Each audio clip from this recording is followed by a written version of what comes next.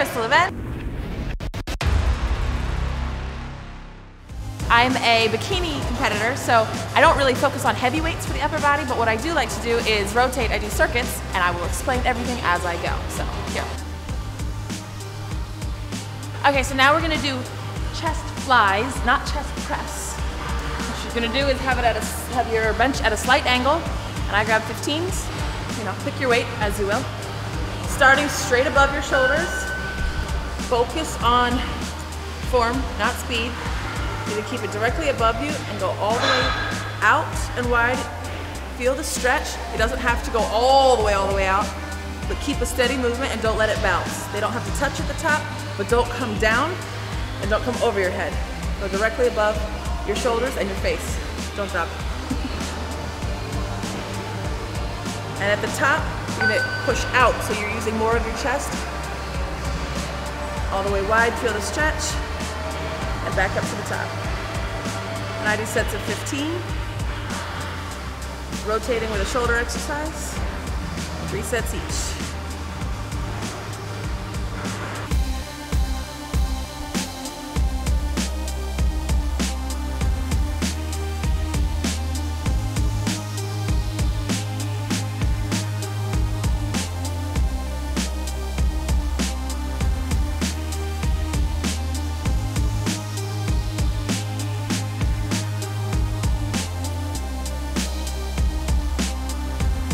Now we're gonna do tricep extensions.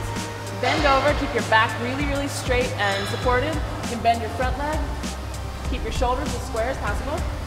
Elbow comes up to parallel and extend slowly and controlled. Keep your elbow close to your body, not out. Stare yourself in the mirror, don't get distracted. It will help keep your form correct. And extend all the way down. And try to keep your form exactly the same for the other side. Elbow all the way up, extend and down. Extend tightly and down. And don't let your elbows come wide. Make sure you're feeling that pinch.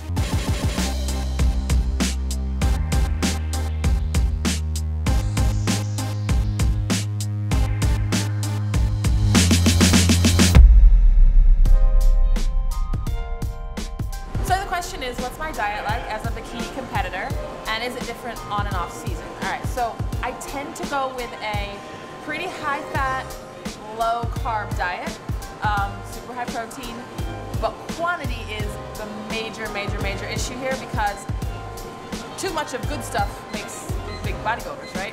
So I tend to do really controlled amounts of the good stuff. So I start my mornings with oatmeal and egg whites, but I'm not talking a bowl of oatmeal, I'm talking like a half or a third cup of oatmeal and a few egg whites scrambled with pepper.